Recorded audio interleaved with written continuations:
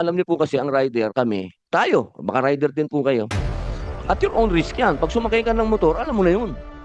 Pero para makadamay po tayo ng taong wala namang kamalay-malay dun sa paligid, lalo na yung bata. My goodness naman, boss. Wag naman po ganun, di ba? Kasi ang rider, pag sumakay ka ng motor, alam mo na yun. Ano man mangyari sa'yo, handa ka. Pero yung bata na nasa tabi, hindi man ako KJ, ano? Pero wag niyong gawin yan sa public highway. Kung trip nyo yan, wag sa public highway. May mga tao dyan na kawawa. Kapag ka nadamay dyan, sir, sa lahat po ng ating mga rider, pakiusap ko po sa inyo, huwag niyo po sanang itolerate yung mga ganyan. Dahil ang pagiging rider, yan po ay punong-puno ng responsibilidad. Dapat tayo yung una na nagpapakita sa mga kamote rider na marunong tayong mag-ride. Safety first, sabi nga nila. Yung mga pustahan na ganyan, gawain ng loko-loko yan. May tatanungin si Senator Robin Hood Padilla. Maraming salamat po sa ating anak ng masa. Ako po ay maligaya na nandito ngayon sa tabi mo sapagkat ikaw ang tunay na rider sa aming mga senador dito. Ikaw ngayon yung tunay na rider. At sa iyong kapangyarihan, malalaman natin talaga kung ano yung estado ng pagiging rider ngayon sa Pilipinas. Sapagkat nung kabataan ko po, rider din po ako. Kaso nagkaroon lang ako ng napakadaming aksidente. Pero nung nakaraang 2022 campaign, buong Pilipinas din po ang ni-ride namin kasama ang ating Vice President ngayon, Sara Duterte. Ang gusto ko lang pong tanungin dahil alam niyo naman po na nire-represent ko ang Mindanao din. Dahil madami pong lumabas sa social media na yung nakaraan na ride diyan na isinagawa ng mga rider, di ko na babanggitin kasi lagi nadadama yung pangalan ng motor. Hindi naman maganda yon. Wala namang kasalanan yung pangalan ng motor doon sa rider. Kaya tatanungin ko lang ho yung tiga Bukidnon, ano po ba talaga ang nangyari? Kasi ang sabi po ng Rappler noong February 2, may nadisgrasyang bata. Ito po basahin ko po sa inyo. Ito po yung pagkakasulat. Ako wala namang problema sa ride. Masarap mag-ride. Pakiramdam ko dyan, kabayo eh. Ako ay mahilig sa kabayo. Kaya mahilig din ako sa motor. Pero pag ganito naman ang mababasa mo, Cagayan de Oro, Philippines, a child lay motionless on a Bukidnon roadside after a convoy of high-powered motorcycles thundered past, their sirens blaring and blinking, lights cutting through the midday traffic. Hindi ko na babasahin kung ano yung motor. The 2026 Ironman Motorcycle Endurance Challenge turned ordinary Mindanao highways into a scene of chaos. Ang sabi pa po dito social media footages showed a different story. Videos and photos shows riders beating red lights, speeding recklessly, crashing and veering off the road, prompting criticism from local officials over the apparent disregard for traffic laws and public safety. Ano po ba talaga ang naganap, sir? Kami po ligaw na ligaw dito. May nagsasabi pong di daw totoong may namatay na bata. Ano po ba ang totoo? Good morning, Senator. For us sa LGU Bukidnon, the provincial government, unverified po yung report doon sa bata. Hanggang ngayon po, unverified yan. Opo, wala po kasi. February 2 hanggang ngayon, unverified. Yes po. So ano po ito? Fake news po ito. Sasabihin natin sa Rappler, fake news sila. I cannot say na fake news po, pero Pero naman, so, February 2, ano na ngayon, matatapos na, di pa po verified. ang verified po kasi is the rider that died in Kibawe. And Iba po yun eh. opo, Wala iba po, po. alam niyo po kasi ang rider, kami, tayo, baka rider din po kayo. At your own risk yan. Pag sumakay ka ng motor, alam mo na yun. Pero para makadamay po tayo ng taong wala namang kamalay-malay dun sa paligid, lalo na yung bata. My goodness naman, boss. Wag naman po ganun, di ba? Kasi ang rider, pag sumakay ka ng motor, alam mo na yun. Ano man mangyari sa'yo, handa ka. Pero yung bata na nasa tabi, may mangyari sa kanya, boss, wag naman po ganun. Hindi po ito verified. Hindi Kailan po namin malalaman kung totoo ito o hindi? I think sa HPG po, meron silang mga reports dyan sa mga accidents po sa Boss Ironman. Okay. Can you ask HPG or LTO? Maybe Can you verify na ito pong ano, kasi yun yung sinasabi ng mina-accuse no, na 7-year-old child was a fatality. Pero yan ay sinabi ng organizers na wala naman nangyari, no? So meron bang nakarating sa HPG or LTO? Sir, again, sir, good morning, sir. Sir, doon sa kwan, sir, sa Kinun, sir, meron kaming tatlong areas na may accident, sir. Doon, sir, dalawa sa Kibawi, sir, at saka isa sa Lantapan. Merong kwan, sir, merong mga injured, sir, na marami, 6, sir, is doon sa Kibawi, sir. Pero walang reported, sir, na may 7 years old. So, ano po ito? Fake news. Hindi po namin, sir, verify kung saan galing yung kwan, sir, yung report na yun, sir. Yung pong mga iba pong injured na yan, ano po yan? Mga rider po yan o yan din ay mga nakikinood lang o hindi man nanonood ay nando doon? Actually, sir, yung isa, sir, na maraming na injured, sir, is sidecar, sir. Motorcycle with sidecar. Kasama dun sa bilang ng So anib, rider po yan, sir, rider yan. yung rider, sir, at saka yung tricycle, sir. Ang nagbanggaan po, Yes, sir. bumangga yung rider doon sa tricycle. Opo, sir. So yung bata po, pwede natin sabihin ngayon na hindi po yan verified. Kailan po natin malalaman kung verified na po yan, kung may nangyari talaga o wala? Kasi hindi po pwede, sir. Pag may nabalita, dead ma lang tayo, bata pa, wag po. Sana magkakayo din po sa inyong kapangyarihan, sir, mag-announce din po kayo sa inyong kapasidad na hindi po totoo yan. Para yung mga kababayan po natin, alam.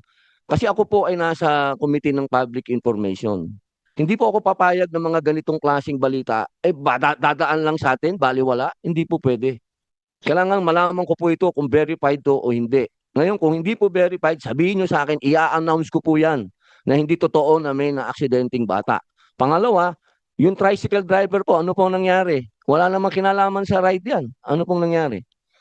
Bali, nabangga po siya nung rider, sir. Opo, ano pong nangyari? Meron po bang tumulong man lang doon sa tricycle driver? Tricycle driver, ibig sabihin, isang kaig, isang tukayan. Tinulungan ba ng rider? So, siguro po, Colonel, pakiano lang yung mga casualties, kung mayroong fatality at mayroon yung injured para lang for the appreciation of the committee members doon sa incident na yan. Sir, thank you, sir. Sir, lahat ng injured, sir, is dinala doon sa hospital, sir. So far, sir, sa ngayon, sir, is nakalabas na po sila, sir. Ilan po yung injured? Yung sa Sari Highway P4 West, Kibawi, sir, is 6, sir. Bystanders? Yung Bali, hindi ito rider. nakalagay sa kwan, sir. Nakasakay sa tricycle, Tricycle. sir. Yeah, apo. 6 po. Oh. So yung rider dito yung nangyari, may fatality, no? Dito rin po yung rider na namatay Opo, sir. Meron din sa Kibawi, sir. sa Kibawi rin. Yes, sir. So lahat ng mga aksidente was reported to you? Meron kayong yung nangyaring event na ito? At least alam po ng HPG, lahat po ng naging incidents. Actually, more of the report, sir, is nasa local police station, sir. Siguro can we ask si Mr. sa boss, 'di ba you deny that there was any incident na meron bata, no? Hindi po ito verified. Yes, again, Mr. Chair, good morning po. And to Senator Rapi, good morning po. Yes po, hindi po totoo yung merong namatay na bata katulad nung nabalita, no? Kasi kung meron yon, unang-una, malalaman po ng kapulisan at i-inform kaming organizer para po dun sa matulungan namin, ano. Yung binabanggit po na aksidente sa Bukidnon, wherein unfortunately namatay nga po yung rider natin doon, no. At lumalabas medyo maraming na-injured na spectators. Kasi po nakasakay po sila sa isang tricycle. So I think 5 po yung nakasakay sa isang tricycle. It's very unfortunate nga po na tinamaan sila nung isang rider natin na ikinamatay nung rider. Doon po sa incident na yun, may bata po kasi na involved doon. No, although hindi naman 7 years old yata yun. Nagkaroon po siya ng leg injury. Pero In that incident, lahat po nung nasa tricycle injured lang, walang fatality. Yung rider lang po ang fatality. yes, bruises lang po, and yung isa nga po yung bata, merong leg injury. Yun Pero lang but po. the other sa ibang incidents were reported to the organizers, no? Yung mga ibang accidents na incident. Wala namang fatality, isa lang. Isa lang po. Okay. Yung injured, yung iba pa, no? Siguro yung kailangan natin malaman din. Yes, yung meron pong mga minor injuries. Go ahead. Tapos si Senator Tulfo will have, I think, a presentation. Go ahead, Senator Robin. Sir Henry Tolentino, so sinasabi po natin na buhay po yung bata. Base po sa naging interview ko rin kay Maris Umali ng GMA7 kasi ni-report din po kasi rin nila na merong namatay na bata eh. Kinorek ko po siya na walang namatay na bata at ang sinabi niya po sa akin, yes sir, na validate po namin na hindi naman patay yung bata, buhay yung bata. So ano pong reaction ng grupo po ninyo doon sa mga na-aksidente? Lahat po nung aksidente na we were informed, no, at saka yung mga nalaman namin, lahat po tinulungan namin. Actually, yung accident po, katulad nga po ng Pwede sinabi, po malaman kung anong tulong binigay nyo doon sa 5 tao na nakasakay sa tricycle? pinagamot po namin sila lahat, dinala sa ospital, at yung isa nga pong nangyari sa somewhere in Barm area, wherein nasira po yung motor niya, no? Pinagawa nyo po? Pinalitan po namin ng bago. Pinalitan ng bago? Opo, yung motor niya po. Tapos po, pinagamot po namin siya sa ospital. Sinagamot, tsaka meron po sigurong pampalubag din dahil Meron medyo din hindi po. makakatrabaho yun. Opo, meron po. Meron po kaming binigay na konting pang-sustain ng daily expenses niya po. Okay, maraming salamat po. Isang tanong na lang, boss. Narinig ko po kanina may pustahan. Totoo ba yun, Mr. Glenn Rason? May pustahan dyan? Well, Kung sir, sino ang unang dadating sa finish line? sa amin sa Empre, we don't tolerate that po. O dapat lang po siguro Hindi po, kasi kasi- dyan magkakaroon ng Opo, aksidente. dahil saka pag nagkaroon po ng ganun, talagang karera na po yung pinopromote ng pag ganun yung Opo, meron po kayong mga kilalang grupo na gumagawa ng mga pustahan na ganyan? Wala pa naman. So far may mga naririnig po ako pero hindi po talaga verified kung totoong may nangyari ba or meron talagang Paano po natin makukonfirm kaya? Kasi pangit yan, boss. Napakapangit po nun. Kung ganun ang datingan nun, abay, huwag kayo dyan sa kalsada. May mga publiko dyan. Hindi man ako KJ, ano? Pero huwag niyong gawin yan sa public highway.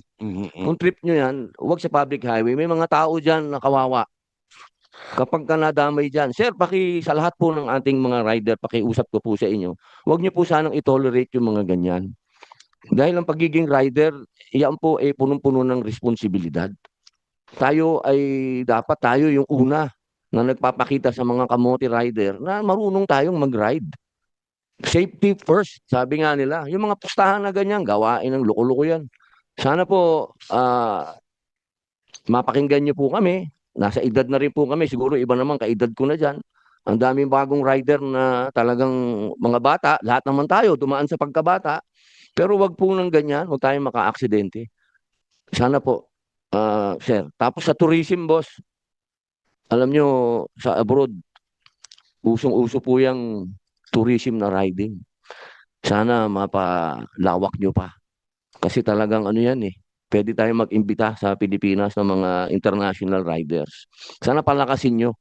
At yung mga balitang negatibo, lagyan nyo rin ng positive na mga balita. Kasi sa ngayon, ilang araw po talaga, ilang linggo na ang balita puro negatibo sa rider. Salamat po. Salamat. Thank you, Senator Robin.